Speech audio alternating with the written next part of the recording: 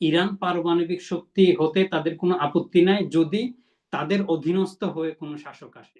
ইতিমধ্যে ট্রাম্প হচ্ছে ওয়াশিংটন হচ্ছে 7 দিনের আলটিমেটাম দিছে এই নেতানিয়াহুকে এই যুদ্ধকে দ্রুত সমাপ্তির দিকে নিয়ে যাওয়ার জন্য।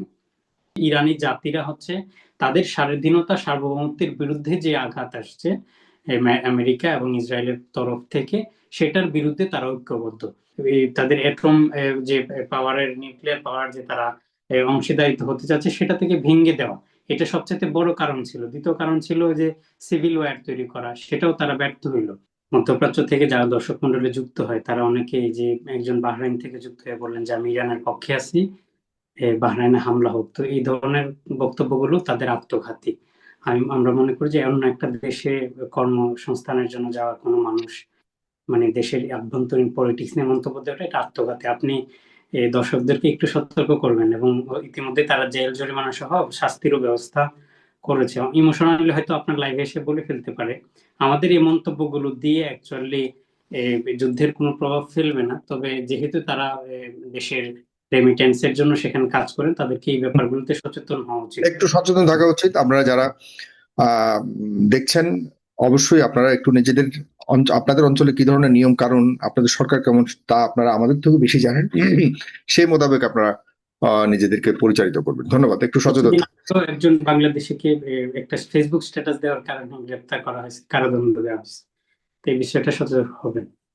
আচ্ছা, ভাই, যে আপনি প্রশ্ন করলেন ইরানি জাতির ঐক্যবদ্ধ কিনা, আমরা জানি যে হামলার আগে আমাদের একজন শ্রদ্ধেয় অতিথি তিনি বলেছিলেন যে ট্রাম্পের অন্যতম একটা লক্ষ্য ছিল সিভিল ওয়ারের দিকে নিয়ে যাওয়া। বারবার নেতানিয়াহু, যুদ্ধের আগেই বারবার নেতানিয়াহু এবং হচ্ছে ট্রাম্প তারা আহ্বান করতেছিল যে আমরা সবকিছু রেডি করছি, জনগণ শুধু আন্দোলনে নামেন, আমরা বাকিটা দিব। অর্থাৎ তাদের যে সিভিল ওয়ারের একটা ষড়যন্ত্র ছিল, সেটা আমরা দেখলাম যে যুদ্ধ শুরু হওয়ার সাথে সাথেই ইরানি জনগণ তারা বুঝতে পারছে যে এই মুহূর্তে আর অন্ততপক্ষে আমাদের রাষ্ট্রীয় যে আভ্যন্তরীণ যে সংকট আছে, জনগণের দাবিতে যে আন্দোলন তারা করতেছিল সরকারের বিরুদ্ধে, তারা সেটা বুঝতে পারছে। স্বাধীনতা সার্বভৌমত্বের প্রশ্নে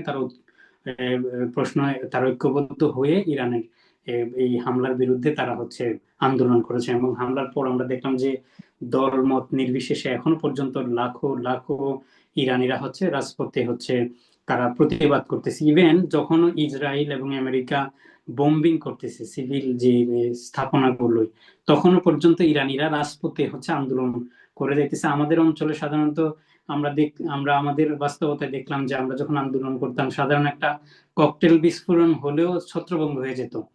কিন্তু অবাক করার ব্যাপার হচ্ছে, আমি দেখলাম যে অনেকগুলো ভিডিও দেখেছি যেখানে ইসরায়েল বোম্বিং করতেছে আর রাস্তায় লাখো মানুষ তারা হচ্ছে আল্লাহু আকবার ধ্বনি দিয়ে সামনের দিকে এগিয়ে যাচ্ছে। মানে তাদের মধ্যে কোনো ওই যে তাদের মধ্যে কোনো ধরনের ভীতি সন্ত্রস্ত তৈরি হয় না এবং হচ্ছে ছত্রভঙ্গ হয় না। অর্থাৎ আমরা যেটা বলতে চাচ্ছি, ইরানি জাতিরা হচ্ছে তাদের স্বাধীনতা সার্বভৌমত্বের বিরুদ্ধে যে আঘাত আসছে আমেরিকা এবং ইসরায়েলের তরফ থেকে, সেটার বিরুদ্ধে তারা ঐক্যবদ্ধ। তবে নিঃসন্দেহে তারা যে সরকারের কিছু দাবি, কিছু আইন কানুন এবং হচ্ছে কিছু নীতিমালার বিরুদ্ধে তারা যে আন্দোলন করতেছিল, এটা প্রতিটা দেশেই হচ্ছে নাগরিকের অধিকার আছে আন্দোলন করার। এই আন্দোলনের পক্ষে ইরানের সরকারও হচ্ছে সহমর্মিতা প্রকাশ করে, শুরু থেকে আমরা দেখে আসছি। কিন্তু এই বড় ধরনের আগ্রাসী আক্রমণ হওয়ার পরে তাদের জাতীয় ঐক্যবদ্ধ আছে।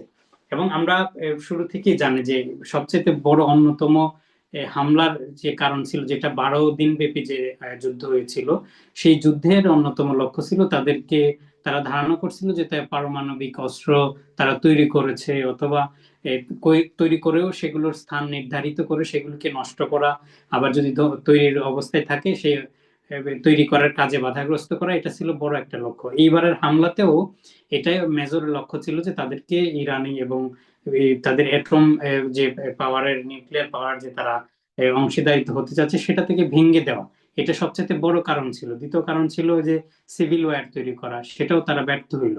এবং দুইটা ব্যর্থ হওয়ার পিছনে অন্যতম কারণ দেখলো যে এই রেজিম চলমান থাকলে আমাদের পক্ষে সম্ভব নয়, তাদেরকে পারমাণবিক শক্তি থেকে দূরে রাখা সম্ভব নয়, অথবা ইরান পারমাণবিক শক্তি হতে তাদের কোনো আপত্তি নাই যদি তাদের অধীনস্থ হয়ে কোনো শাসক আসে। এই জন্য তারা রেজিম চেঞ্জ চায়। অর্থাৎ যদি অন্যান্য যে সকল রাষ্ট্রে, পাকিস্তান বলেন অথবা অন্যান্য রাষ্ট্র যারা হচ্ছে পারমাণবিক শক্তিধর, তাদের পারমাণবিক শক্তি নিয়ে তো অন্যান্য রাষ্ট্রের, ইসরায়েলের তেমন কোনো আপত্তি নাই, আমেরিকার আপত্তি নাই, কারণ ওয়াশিংটনের অনুমতি ছাড়া পারমাণবিক বোমা বের হবে না সেখান থেকে। সো তারা সেটাও চাইতেছিল যে প্রথমে চাইছিল যে এই রানিং সরকারকে রাজি করানো, তাদের অধীনস্থ যাওয়ার জন্য, সেটা তো তারা রাজি হয় নাই। কিন্তু তখন তারা চাইছিল যে এই রেজিম চেঞ্জ করলে হয়তোবা ইরান যদি পারমাণবিক অস্ত্রের, আমাদের পছন্দের শাসক গিয়ে যদি পারমাণবিক অস্ত্রের ক্ষমতাধর হয় তাহলে তো সমস্যা নেই, এটাও তাদের একটা পরিকল্পনার অংশ ছিল। কিন্তু আমরা দেখলাম যে কোনোটা এখনো পর্যন্ত তাদের বাস্তবায়ন হয় না। ইতিমধ্যে ট্রাম্প প্রশাসনের উপর স্থানীয় সরকারের উপর বড় ধরনের চাপ আছে এই যুদ্ধ বন্ধ করা। আপনারা জানেন যে তাদের অর্থনৈতিক সংকট সেটা সব জায়গায় প্রভাব ফেলতেছে। ইতিমধ্যে ট্রাম্প হচ্ছে ওয়াশিংটন হচ্ছে 7 দিনের আলটিমেটাম দিছে নেতানিয়াহুকে এই যুদ্ধকে দ্রুত সমাপ্তির দিকে নিয়ে যাওয়ার জন্য। এবং নেতানিয়াহুর মধ্যেও ইন্টারনাল চাপ আছে তাদের সিভিলের উপর, এবং তাদের ব্যাপক ক্ষয়ক্ষতি হচ্ছে যেটা আমাদের কিন্তু জানতে দেওয়া হচ্ছে না। সেই জায়গা থেকে তাদের উপরও প্রেসার আছে, তারা বহুমুখী প্রেসারে আছে। এখানকার তারপরেও ক্ষয়ক্ষতি সম্পর্কে আপনাদের কাছে কোনো মানে অন্য সূত্র কোনো খবর আপনারা পান কিনা? আপনারা তো টার্কিতে আছেন, এই সম্পর্কে মানে টার্কিশ কোনো ধরনের মিডিয়া বা কোনো অন্য সূত্রে ইসরায়েলের যে ধ্বংসযজ্ঞ চলছে বা সেখানকার কি অবস্থা এই সম্পর্কে আপনাদের কাছে কোনো ধারণা আসে কিনা? একটা রাষ্ট্র যখন পুরো রাষ্ট্র ভাবে যখন নিয়ন্ত্রণ করে, রাষ্ট্রের খবর বাহিরে যাবে না, এই সংস্থাগুলোকে যখন বাধাগ্রস্ত করে, এবং আন্তর্জাতিক মিডিয়ার তো কোনো স্পেসই থাকে না, সেক্ষেত্রে খবর কোনো জানা খুবই কঠিন। তারপরও যতটুকু তথ্য জানা যাচ্ছে, যতটুকু দেখলাম যে অথেন্টিক তথ্য, ব্যাপক ক্ষয়ক্ষতি হচ্ছে।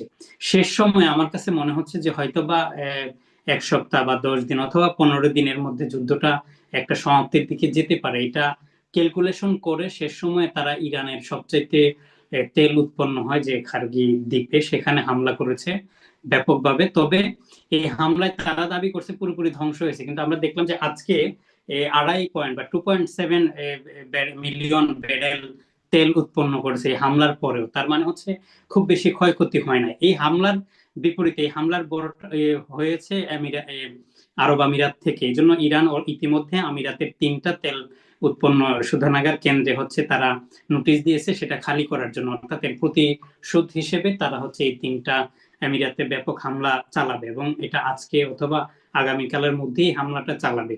তাদের অবস্থাটা বাহরাইনের মতো হতে পারে, মানে বাহরাইনে যেরকম ব্যাপক একটা হামলা চালাইলো এবং সরকার ভয় পেয়ে তো অন্য জায়গায়ও চলে গেল, আজকের এই প্রতিষেধকমূলক হামলাটা অনেক ভয়াবহ হবে মধ্যপ্রাচ্যে বা আমিরাতের উপর। আমিরাত থেকে এই দ্বীপে হামলা করা হয়েছে। আমিরাতের কিং কি তাহলে ভাগবে দেশ থেকে?